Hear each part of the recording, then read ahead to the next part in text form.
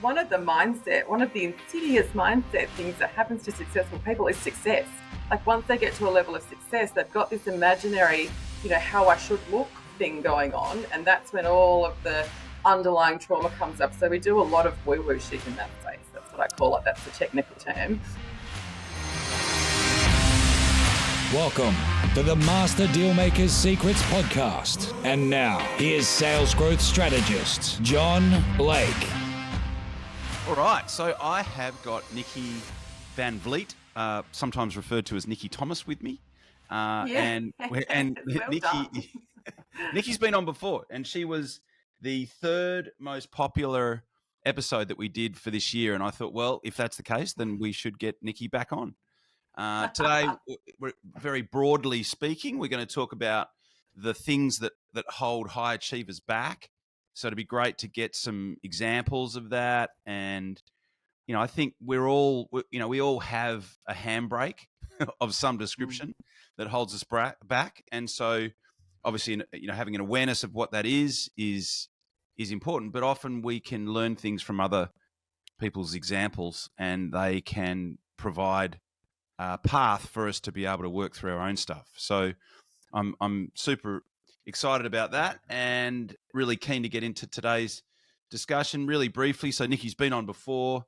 It was episode 178. If you want to listen to that, re-listen to that episode. But Nicky was in the Army for 8 years in Darwin. She was a systems administrator, business manager, acting troop sergeant, learned a whole bunch of things there that she was then able to use in the work that she does with leadership development and coaching and mentoring various people, taking charge of their career, their business and their life, because life doesn't just happen in business, it happens everywhere and everything affects everything.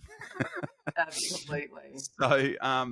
It was, we had a great time last time. We've worked together on and off, for years doing various things. And I thought it would be a fun conversation, a good way to end the year up, or I guess before this episode gets released, might be early in the new year, but all good. Welcome back, Nicky. Welcome back, Nicky. Thank you for having me. I was laughing when you said it was the third most listened to thing, because when we speak about mindset blocks, like people are like, they're always interested to hear me talk, and I always think like I'm such a rough around the edges talker. But it's funny, when you came to me, you were like, oh, that's because of course it is, because like that's what I should be doing more of, right? Yeah. And when you said, I was like, let's talk about the sneaky mindset stuff, and you said, oh, insidious, and I was like, John, let's talk about that. Stuff that sneaks up on people and they don't see it coming, like a little mindset worm, you know what I mean? It really does get in people's way. Well, the thing I like about insidious is that like, so sneaky is one of those overused words in headlines. And it just, it sounds like a clickbait headline. And as you know, I'm a big believer in language and having better words to describe more specific things. Yeah. And I think it is insidious because often we aren't aware of what is holding us back. And often it will take, it can take an event. Yeah. Most definitely, and I'm sure that you've had some events like that. I most certainly have. So you can make an event to hold that mirror up, but it can also take a coach for someone to show up at the right time, and for them to be able to very lovingly and caringly create a moment. And I sometimes refer to them, depending on what they are, as give yourself an uppercut type moments. Like, be willing to give yourself the uppercut, right? To feel the pain of it. Yeah. Go like, oh, all right. You go, that's actually one of my 3 like, points. Yeah. I mean, I guess being my own best example, my own best advice, the one that comes to mind for me is when I had the agency. So I had a fashion agency for 10 years. Anyone who's been listening for a while will probably be aware of that. But it was super successful. It went mental for about the first 7 years. The last 3 years, one of the brands was like kind of my cornerstone brand. It started to come off the boil, and like, it's fashion. right? But these weren't things that I was thinking at the time. I was just like, oh, I can't believe that they've taken certain things out of the range and they've added other things that haven't been as successful and what long and short, within 6 months the turnover had halved. And I was so angry about that. Why are they making, this, why are they making these mistakes? Can't they do more of this? Can't they do more?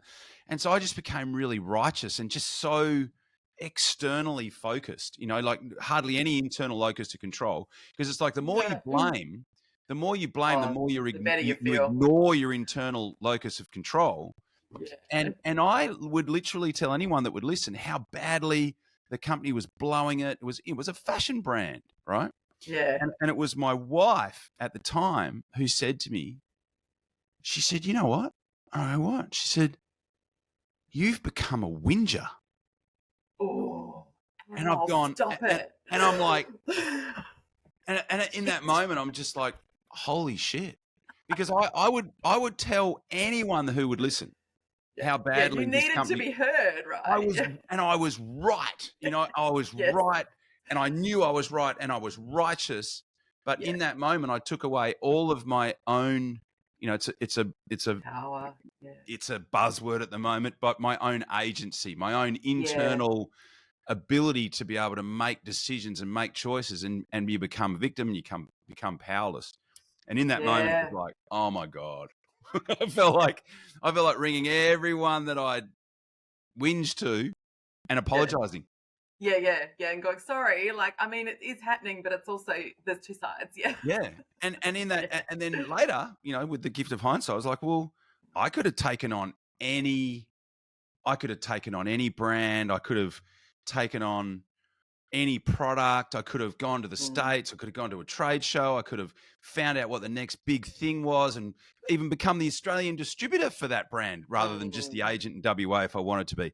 There were so many options I had available to me, but all that became closed off when I, invisible when you're sitting in blame, isn't it? When you're sitting at the effect of the, the external, like you said, external locus of control, it becomes invisible. And then, one of my favorite coaches always says to me, what are you going to do about it? And I know it sounds really brutal, but it's like, it gives you your power back. You're like, okay, what am I going to do about it?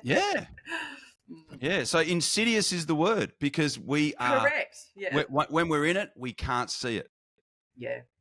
And I think it's really important what you just said there too, John. Like when we're in it, we can't see it. And you and I both do this work and we both seek it in people and we both coach it. And yet we're still a victim of it sometimes, Yeah. Still got that. Yeah, absolutely. So it is super sneaky. So I think anyone listening shouldn't think like, oh, one day I won't, like one day I'll see it and it won't happen to me. Like, no, it'll keep happening. That's why you always need other people giving you feedback. Yeah, absolutely.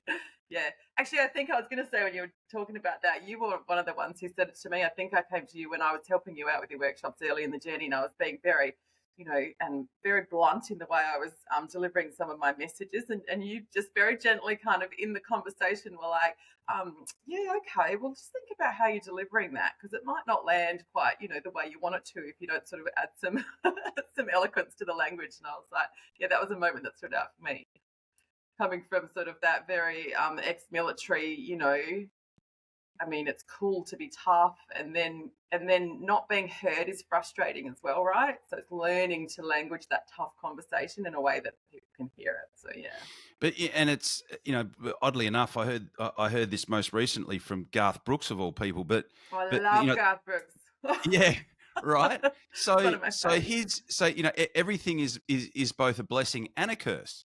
Correct. So your ex-military is a part of what makes you a great coach because you have that discipline and that structure around accountability and that's why I love working with people that are ex-military and also PTs because they get training and they get improvement. Yeah. They get training, they get process, and they get improvement. And because of that, you can give them a framework and they're like, yeah, I'll put the work in because I know that if I do this, I'll get better. Yeah, they know how to be in a little bit of pain for a long-term pleasure. Yeah. So to speak. Yeah. Absolutely. And anyway, that was one of my 3 points. When we said, let's talk about 3 really insidious mindset hacks that are holding people back. What my number 2 was self-assessment, because I reckon everybody listening, you've probably been in this situation as well. I've been in this situation as well, where you're sitting in some sort of a corporate leadership training or a mindset training or personal development, professional development, and there's someone in your team who is doing one of those little checkbox self-assessments, and it comes out like completely opposite to who they are. Yeah. And you're like, can you see yourself? But the thing is, it's obviously more obvious in some people, but we all do that. We can only get so far through self-assessment because we're doing it through our own filters and our own maps and our own fears and our own observations. So yeah, my number 2 thing was get someone who can give you some honest feedback and be willing to take the uppercut, as you say, John. Yeah, and that can be so confronting. And there's that. Yes. A few years ago, it became another overused sort of management buzzword. Yeah. Where they would talk about 360 degrees of feedback. Yeah. Now, in as much of how that is useful, and powerful, if it's facilitated poorly, yes, it can be so destructive. Yeah. People are 360 degrees of feedback. Well, if you're the type of personality that is susceptible, sensitive to feedback, and you get a 360 degree assessment, that's going to feel like you're being bullied. Brutal. Yeah. Like, and then with all of the new bully laws, that can just create absolute chaos.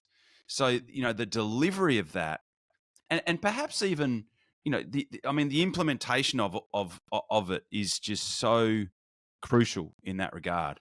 Yeah. Because there are so many people, people like you and I, we probably get that type of feedback, and with the gift of being older, more experienced, perhaps bit of a thick of skin. We're like, yep, I needed that. Yep, I'm so glad. But someone else, maybe they're starting out, a bit more sensitive, whatever. They get that feedback, that could just destroy them. Could totally take their confidence away. Because it's challenging their identity too. We all have a self-identity, and it's not really always on point, is it, depending on our experiences. But like you said, someone who's a little bit softer to it, who's really hanging on to that, I'm such an integral person, or I'm such an honest person, or whatever the word is that they've got. And it's like you start to give the feedback, actually you did contribute to that, and you did, or the way that it's been given. Like you said, you're challenging their identity. You can crush someone in that space. Yeah. How it's delivered is everything. Also, I think in those 360 situations, especially in corporate teams, it's not always, people aren't always very honest. There is a bit of a hierarchy. There is a bit of a who can I upset and who can't I? There's a bit of a pecking order, when we come back down to being like pack animals at our core. We know who we can challenge and who we can't, so that all comes into it as well. So it can be a little bit dishonest. It is such a it is such a sensitive thing to do. Yeah, to be done well, right? And like you said, give people the honor of learning how to do it well, so that it is supporting them, not pulling them down. Yeah, but at the same time, if it's done well, it can be absolutely revolutionary, and it can set people free. The one that comes to mind for me is Churchill, right? So Churchill was a incredibly intimidating personality, and he had an awareness that because of that, people would often they would water down information, what they were telling him. Yeah, absolutely. Because they were scared of what he would of what he would say. And so what he did is he put a layer of people in between him and the information, so that he could get the information more, that was less watered down. So he recognized that within himself, that, okay, I'm an intimidating character. I've got a sense that some of these people are going to come to me and just tell me what they think I want to hear. So he put systems in place to make sure that he was getting unfettered feedback from the Yeah. people that reported to him. That's clever leadership, isn't it? Like you said, knowing that your strength is also your weakness and knowing how to manage it.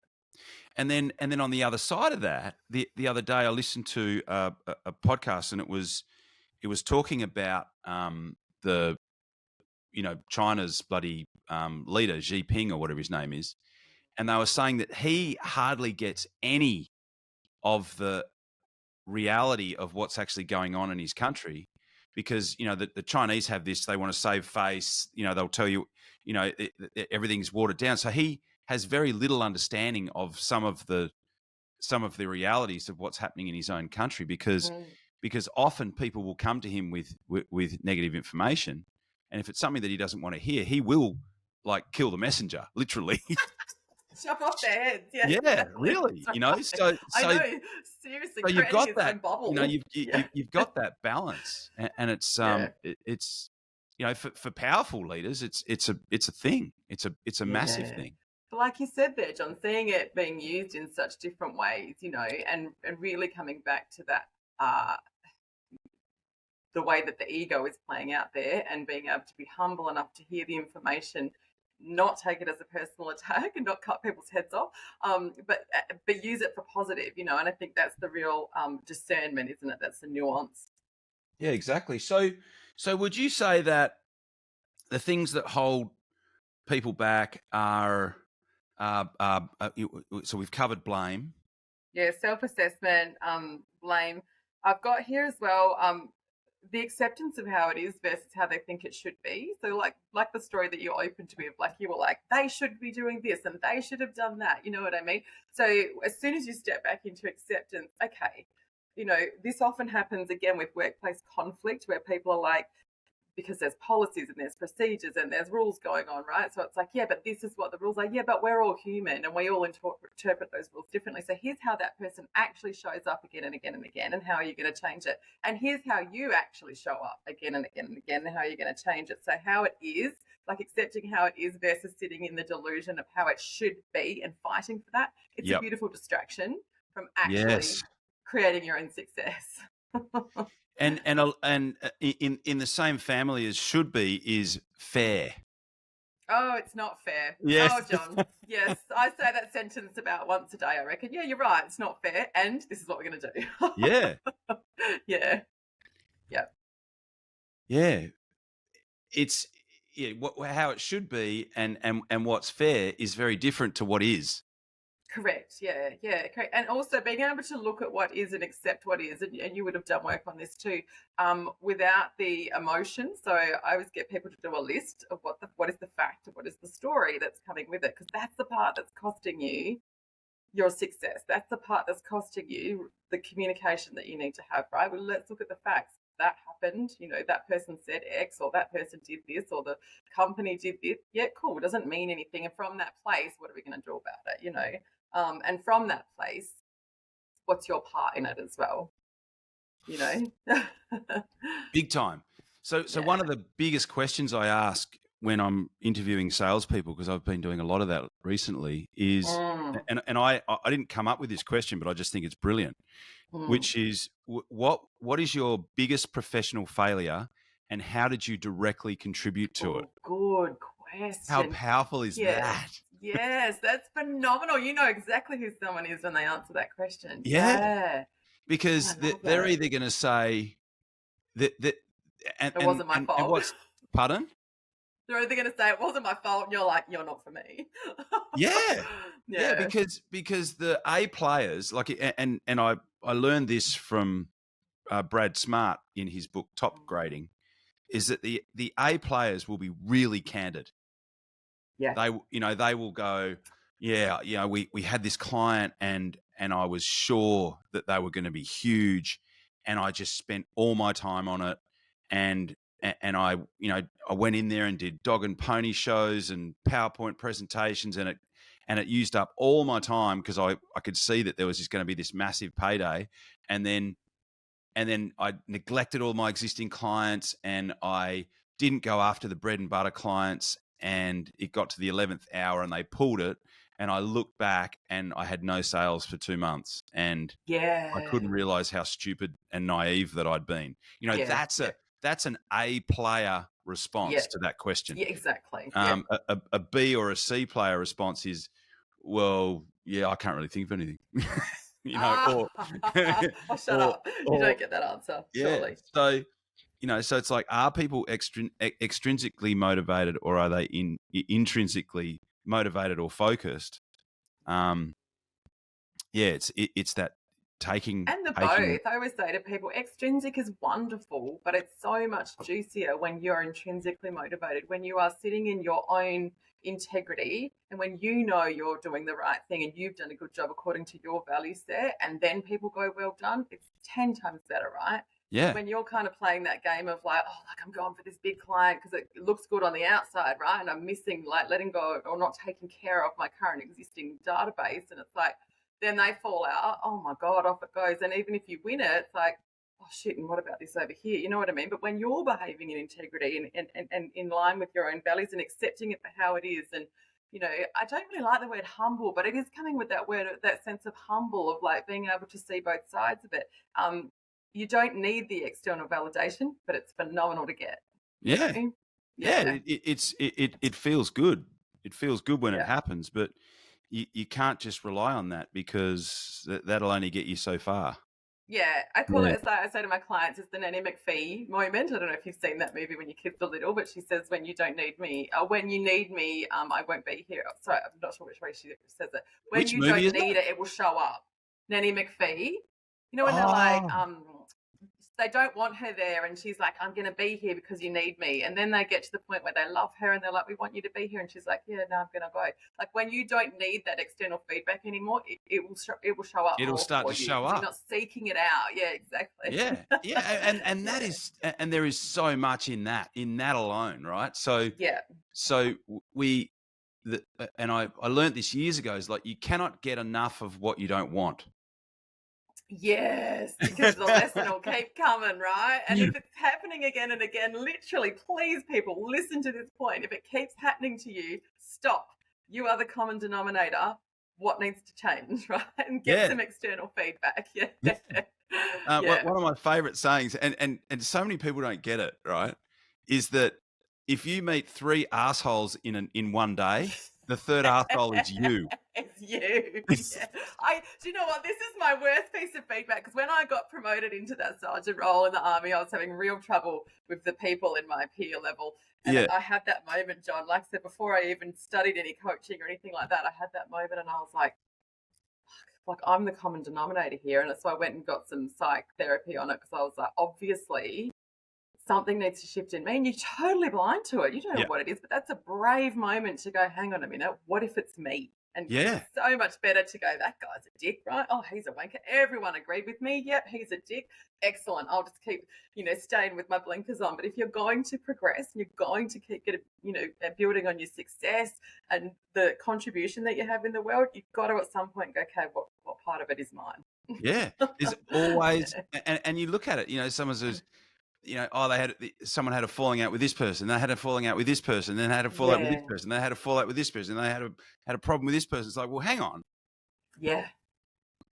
The same person was at the scene at the crime. All those crimes, there was one person that was at the scene of every crime.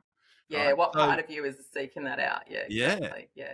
I actually, when I'm working one-to-one with people, if they often come to me in that situation, John, where they're like, oh, my boss this, or, there's someone at work that, and they want to leave, and I make them stay until we've done our contract out. I'm like, you need to stay in this environment. We need to clean up. That person could be the biggest dick in the world, but let's use that as a learning opportunity and then seek out the next opportunity, because if we just move you out of it, you're just going to create it again. Yeah.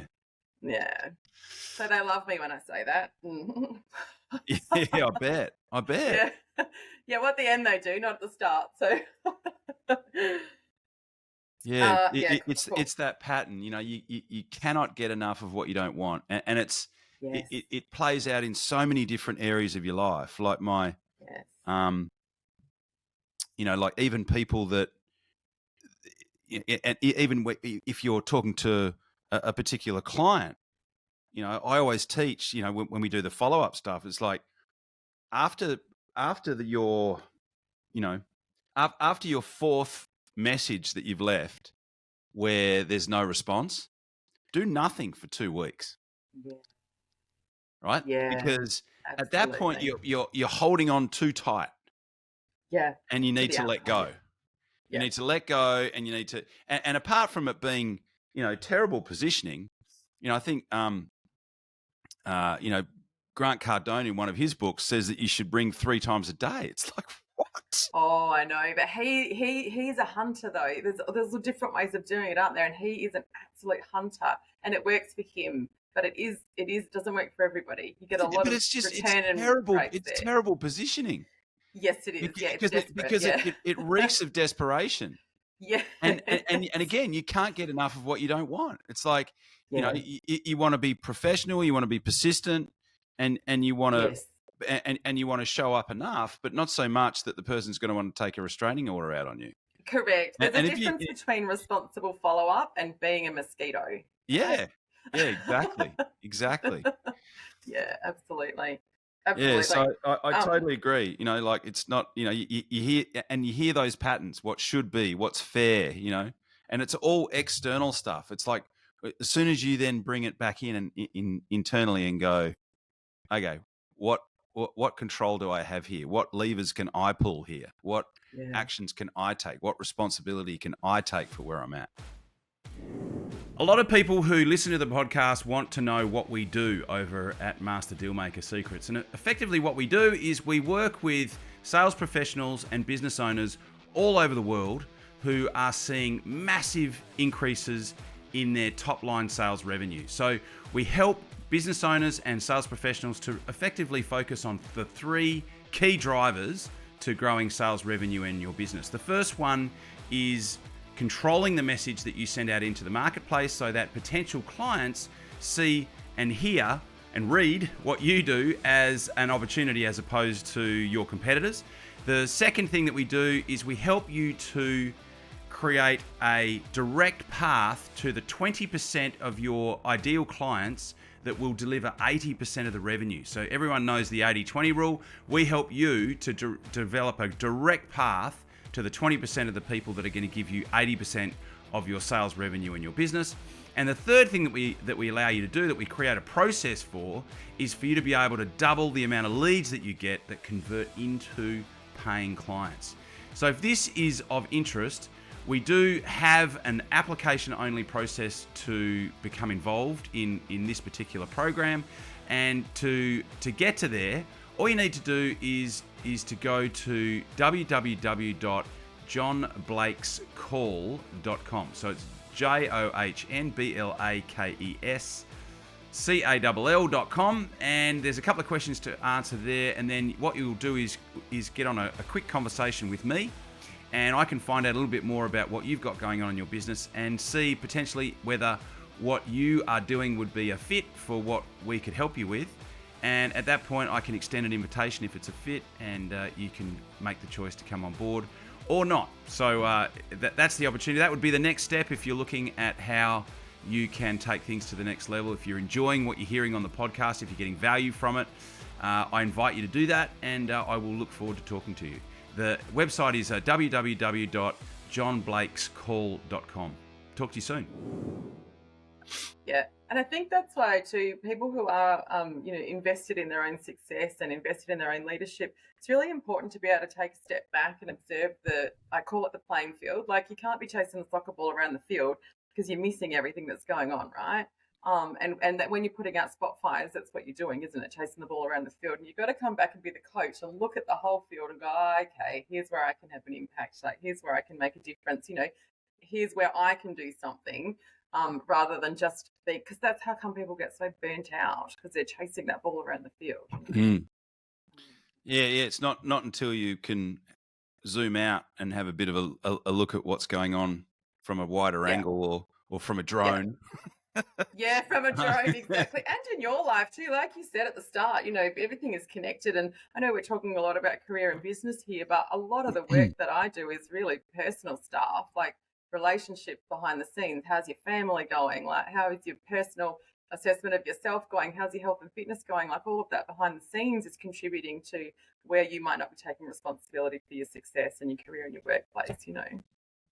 So tell me how some of that plays out, because I know you're working with individuals, but and I certainly don't want you to mention anyone's name, but can you give me some examples of how you've helped people to power through some of their more personal type struggles? Absolutely, yeah. So probably one of the big ones, because I work predominantly with women, as you know, one of the big ones is that there's a bit of a shield that they're sitting behind. So they look very successful and powerful on the forefront, John, and they're very good at their jobs, and they're, often they're being sought out for positions and headhunted for jobs, but they're like, yeah, but they don't know me really. Like if they knew who I really was, they'd sack me. So they go with a lot of anxiety, and they, at home, they're arguing, not sleeping, not taking care of themselves, often putting on weight because of all the cortisol that they're hanging on to. Because like there's childhood stuff there, there's trauma, there's stuff underneath the or underlying stuff there that it's like, please don't see me. So it's kind of like one of the insidious mindset things that happens to successful people is success. Like once they get to a level of success, they've got this imaginary, how I should look thing going on. And that's when all of the underlying trauma comes up. So we do a lot of woo-woo shit in that space. That's what I call it. That's the technical term. Yeah. Yeah. To work in on that, like how is your relationship with yourself? And like I said here before, the self-assessment stuff and the version of themselves that they think they are is crucial. No one's harder on yourself than you. You know what I mean? And it's like shifting that. I just finished up with a beautiful client last night. We went through her pre-coaching workbook, and she goes, oh God, like who is that woman? Because they just come to me so lacking in trust, scared to be seen, yet they want the success, So yeah, and as cliche as it is, it always comes back to some childhood stuff and some moments where meaning was made about a situation, about who they are and, relationship, and then, off they go. I had a client the other day actually leave me a voice note saying, Nikki, I think you suspected this, but I've just realised I'm actually creating some of the drama. I was like, yes, yes, you're right. Yeah, you really were steering that ship. Exactly, yeah, and you're addicted to it. And that one of my points here is like one of the insidious little mindset worms is emotional addiction. So we're not addicted to it like, oh, I need a beer addicted, but we're addicted to it unconsciously, where it's like dopamine, the stress that comes with it, the self-talk that is, oh my God, if I wasn't here to do it, like the place would fall apart.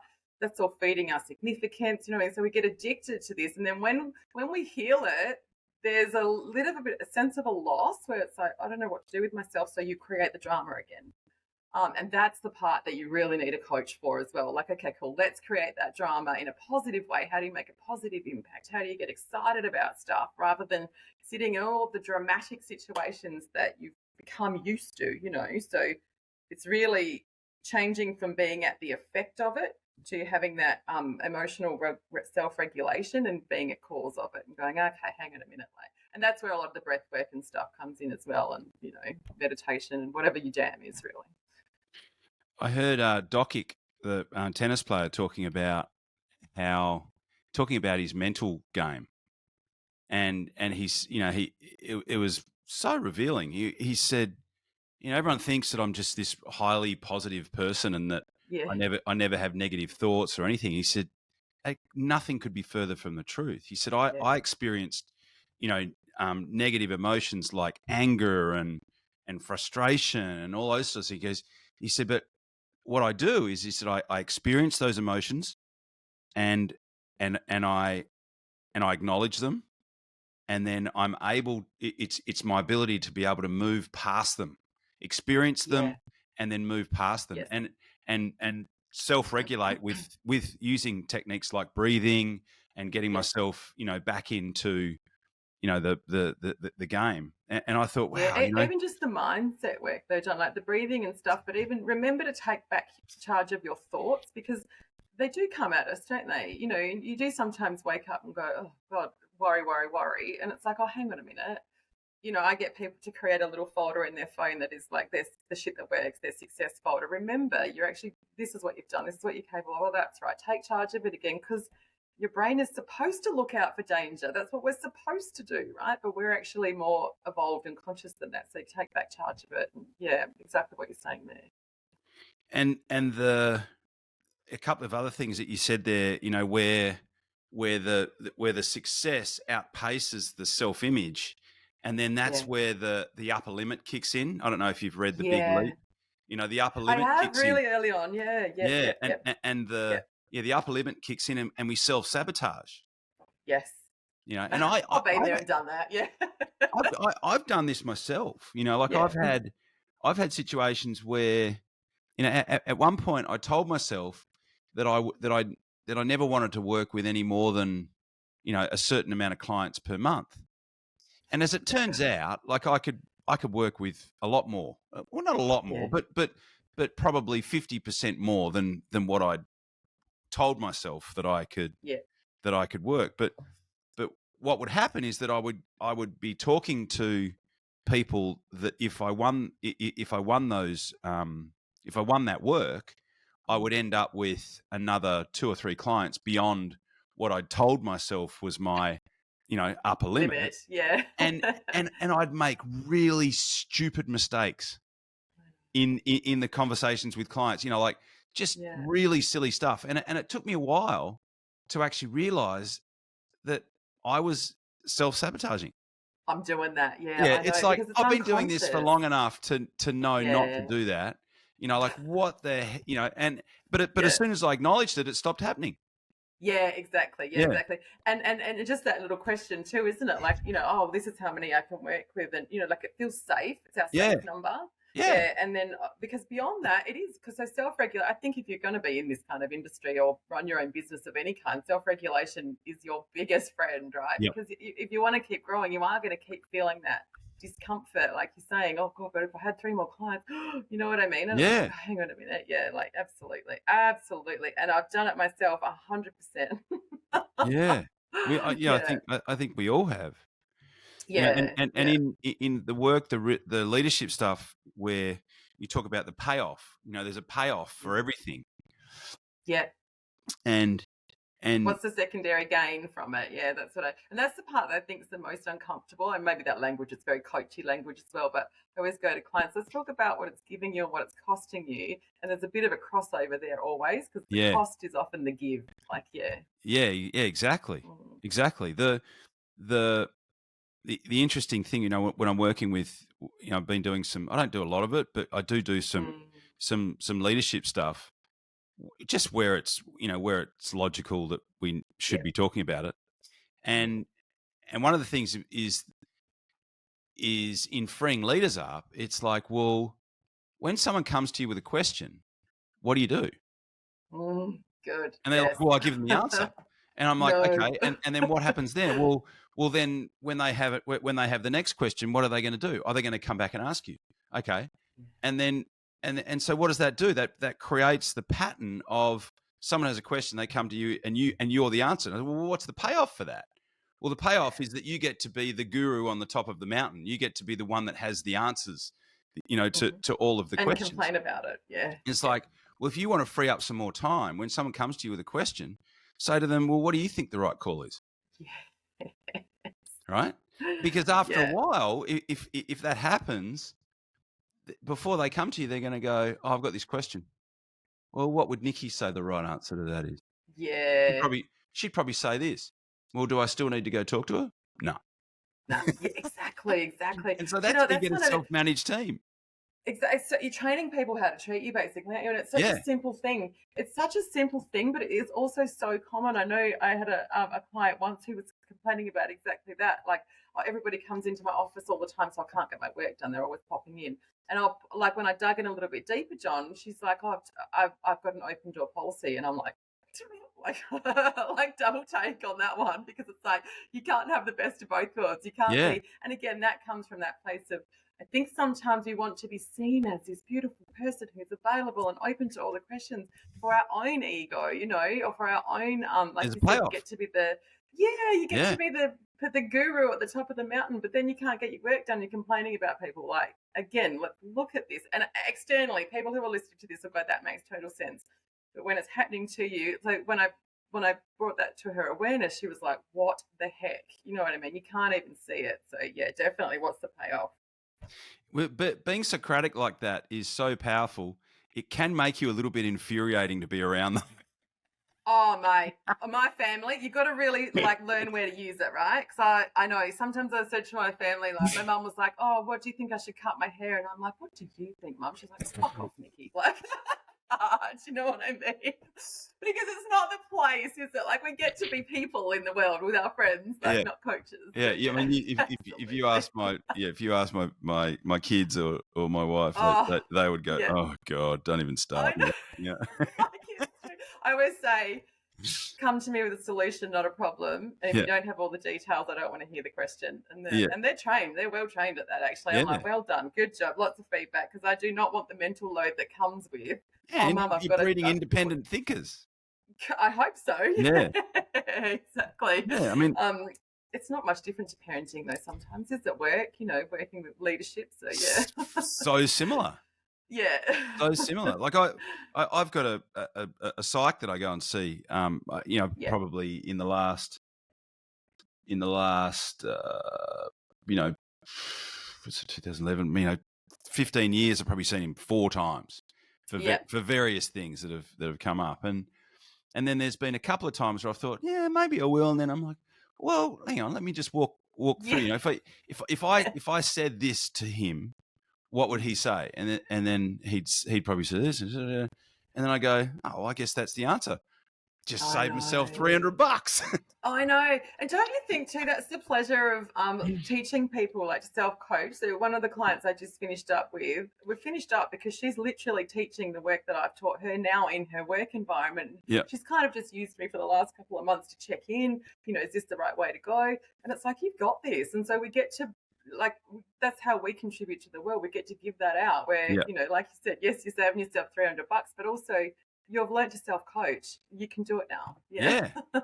Yeah. Yeah. Well, and that's something that is, I think, missing. That's the ability to be able to walk yourself through various stresses and situations and negative self-talk.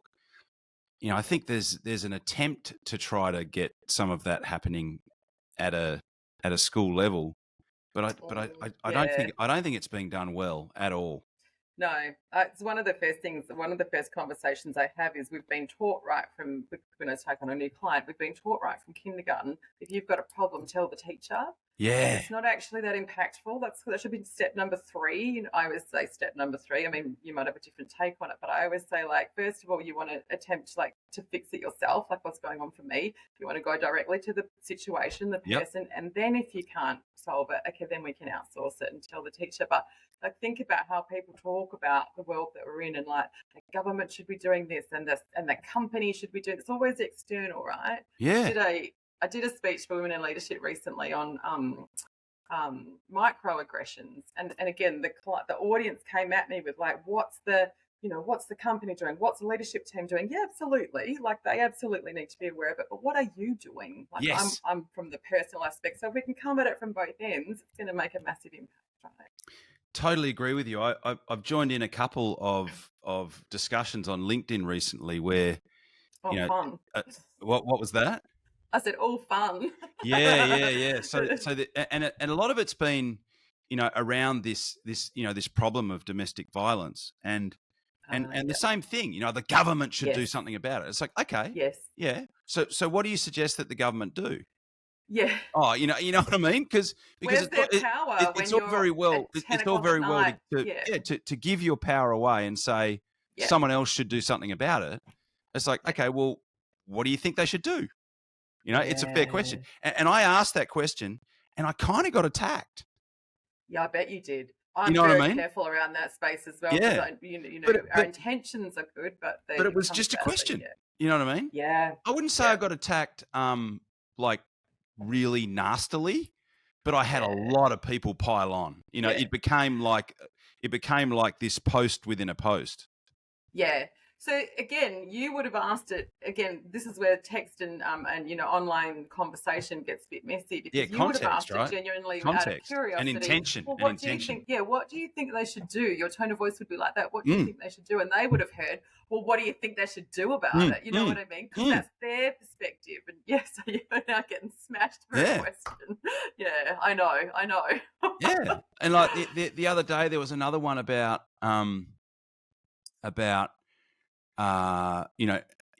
inappropriate advances in the workplace, and I offered to, because it was there was some sort of foundation or setup or something, and I offered to volunteer some different frameworks that people can use to potentially stop some of those advances through being able to articulate your position in that situation, right? And all these people are like, they shouldn't have to. Yeah, it's not on me. It's on them. Yeah. They shouldn't have to. This is what I'm saying. This is the emotional addiction. And I'm like, I totally agree that they shouldn't have to. It shouldn't even be a thing. I totally agree with that. However, the first step in trying to stop something is to actually say something. Yeah, acknowledge it. Yeah, it's happening, dude. Accept it for what it is. Yeah. Yes, you're right. It's not fair. You're like that. And this is the emotional addiction that I see too, though, John. It's way more fun, like you said, like in your original story, to be righteous and to say, it's crap and women should be able to be in the workplace and feel safe. Yeah, they should. You're right. Yeah. And you're addicted to the righteousness and the drama and there's excitement in that as well. So. And even to bring it back to, so that, that was, a extremely radioactive topic right now, which is, absolutely. Which is discrimination, abuse, all of that. But even taking that back to a situation where you've got someone in your family who treats you poorly, even the ability to be able to say,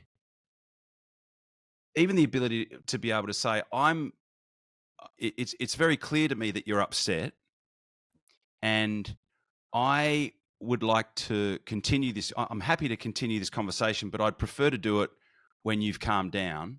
So I'm going to hang up the phone now, and I look forward to talking to you again once you've had a little bit of time to be able to perhaps, have a think about, where you're at, and that way we can approach this conversation in a more civil type way.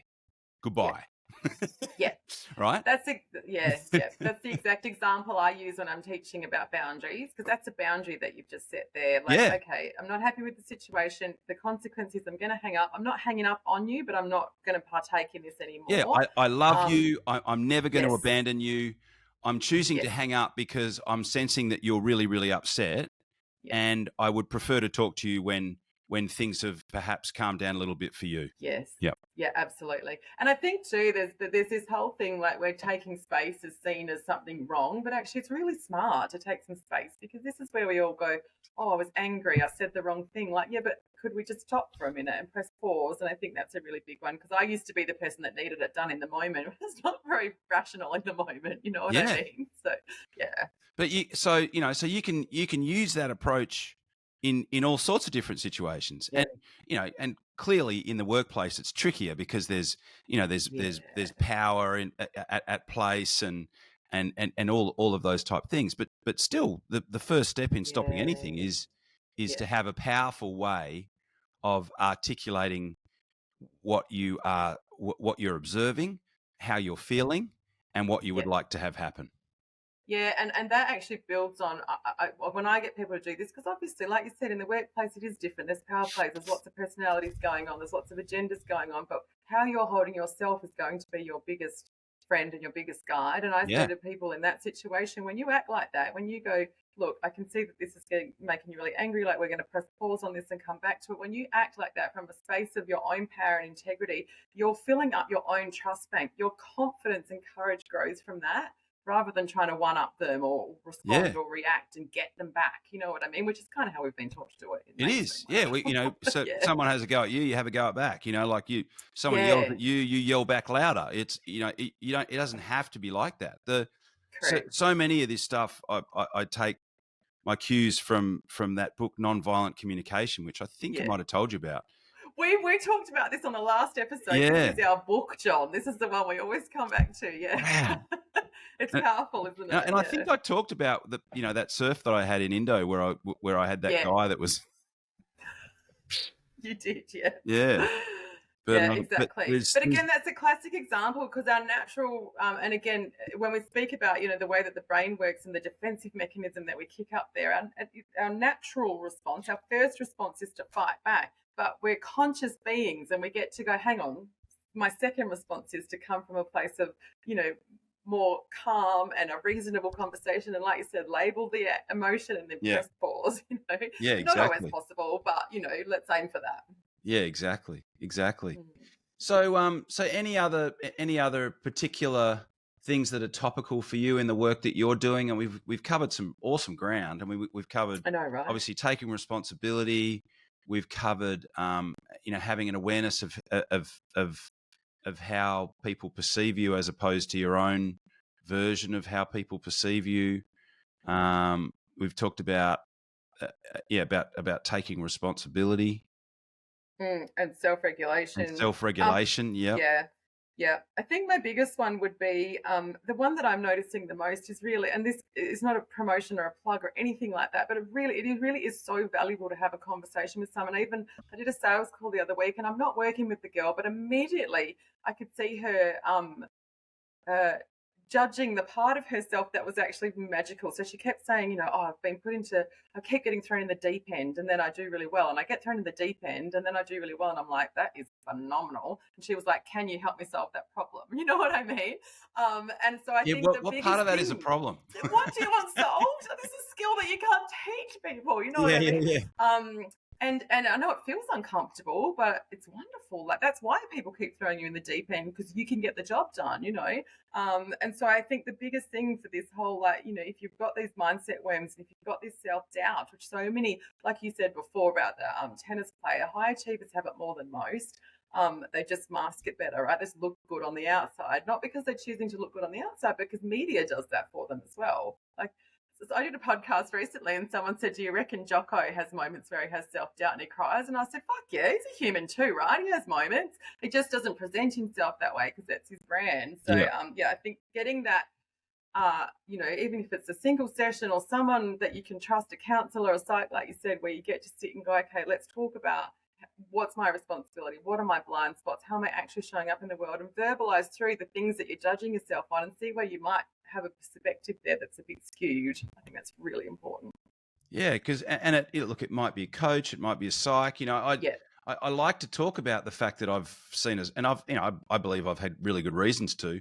I like to talk about the fact that I've seen a psych on occasion, because I want to normalize that. I don't want. I want people. I want people to hear that and go, okay, well that's okay. I can go and get help like that if I feel that it's appropriate. Yes. Yeah, and you don't have to wait until you're sort of burning the boats either, hitting rock bottom. So like I said, when I did it, it was like, hang on a minute, there's something wrong here in this leadership space. I'll go and see what she says. It's an uncomfortable conversation, but it's the most powerful conversation you'll ever have, because you get to take ownership of it. Yeah. Yeah. And there's something about even just that, just offloading to someone who's an independent, trusted third party. Correct. Yes. It's just something about it. You just get to offload and Because a friend will often say, this is what I say, to get someone who's not invested in or who doesn't have an agenda in your life, because your friends want you to be happy. So they're like, it's not them. It's not you. It's them. Yeah. They'll agree with you. They're on team Nicky. You know what I mean? And so it's not objective advice, is it? So really going to someone who has no attachment to your life, your outcome, whether you like yourself or not, you know what I mean? Or whether you can take that feedback or not. But it's like you get that third party objective where you just get an actual other perspective, because we sit in a bubble of, we're attracted to people who are like us. We've got similar values. So we're getting the same feedback back and forth, aren't we? So yeah, like I said, within about 8 sessions of working with clients, they're like, oh, wow, there's a whole different world of information coming at me. And now they get to start making progress. Yeah. So I've been meaning to ask you, you recently started working with men too. What are you noticing as a difference between Yeah, so it's so men's funny you stuff say that because I and had to women's stuff. split it back out. Yeah, it's so different. It's been such a wonderful learning experience for me. So what I noticed is that that I don't want to generalize, but the men's stuff that's underneath, the like, which is still the same woo-woo work, same inner child stuff, but it's a lot more hidden. Men aren't as open about it. It's not like for women to speak about that, I think is really comfortable and, really accepted. But for them, it's a lot more. There's a lot more what I observe is shame, toxic shame that Yep. comes up. And Yeah. and so really shifting that toxic shame, John, and the expectation that men have on themselves and, the narrative that goes around now. I think we spoke last time about, the feminism. Maybe we've gone a little bit the other way where now we're sort of able to make jokes about men and it's like, well, how do we kind of support each other? The real difference I notice is that there's a lot more, men will come to me with a lot more foveal vision. Okay, there's this one goal that I want to get to and here's where I want to go, and how do I get there? And then we kind of expand it from there and go, actually it's about 10 things, you know what I mean?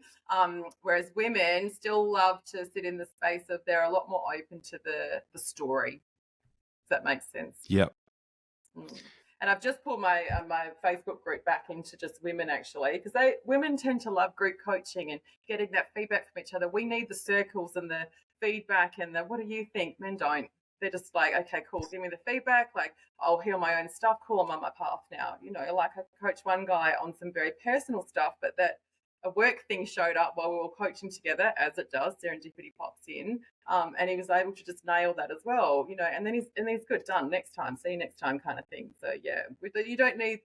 I think the group conversation that men need is I think we spoke about this last time too, John, sitting next to each other, having a beer and just chatting about whatever gets that need for connection met. You don't sit at the bar and have a deep conversation about your relationship. That's to be done in a private setting. You know what I mean? So yeah. Yeah, I've got a really close friend of mine who's had some challenges over the last 2 years, some quite serious ones, definitely in the top in the top 3 or 4 things that can go on in your world that can create upheaval. And we chat, but the only time that we actually have really deep chats is when we're sitting out in the water surfing. Oh, I love that, John. Absolutely. Yeah. Where it's like, I say it to my boys as well, like when we're doing something else, we have deep conversation when we're doing something else. That is how to support a man, isn't it? So yeah, and men supporting other men in that space as well. Yeah. Because that's the that's the place. And I love that, Yeah, that's phenomenal. Yeah. More of that too. I think you see more and more people coming around now, more men's groups. But again, the men that I know, and again, this isn't the same for everybody, but less attracted to the, full moon drum beats on the beach nights and and more attracted to the let's have a beer or go surfing kind of situations. I do know there's some people doing mental health in that space as well, in the surfing space, which I think it has to be that way because the thing that I really notice is the level of shame that men are hiding. That's why the suicide rates are so high. That's why the divorce rates are so high. You know what I mean? Because they're not. It's hidden. It's much deeper for them, I believe. Anyway, in my experience, yeah. And I don't think that. I think that there's a lot of men that don't have the tools to be able to articulate what's going on for them. Correct. And they don't know what's wrong. And the tool that the most useful tool is language. Yeah. Is having that toolbox to actually be able to articulate what's going on for them. And when they can't do that, just like a special needs kid that has speech and learning difficulties, how does that manifest? It manifests in violence. And frustration. And frustration, absolutely. Right? Yeah. And I believe that there's no coincidence whatsoever that's how frustration manifests for men as well in certain circumstances. 100%. Yeah, I agree with you. And the frustration could look like addiction. It could look like you said, violence. It could look like verbal, like I say, chucking your toys out the cot and stomping off. You know what I mean? Yeah. But that's like, again, the understanding of that for yourself and the understanding of that space is needed. Yeah. This is really needed for men to work through their emotional stuff. You know what I mean? Yeah. Awesome. Well, I knew that this would be another fantastic conversation. I'm so grateful that you came back. I'm also grateful that people enjoyed listening to it because, you know, I get a lot of you know, I really enjoy these conversations and I get a lot out of them. So the fact that other people like listening to them would suggest two things. One, that we should do them more often. And two, that we're onto something. Yeah. Absolutely. Yeah, me too, John. It's absolutely phenomenal. And I love that I can just come on here, like I said, I've got 3 points and the conversation goes where it goes. Yeah. And I think that's really valuable to the listener as well. So yeah. Awesome. All right. Well, we must do it again this year. But in the meantime, have a great Chrissy. And yes. And I will talk to you soon. Amazing. Thanks so much, John.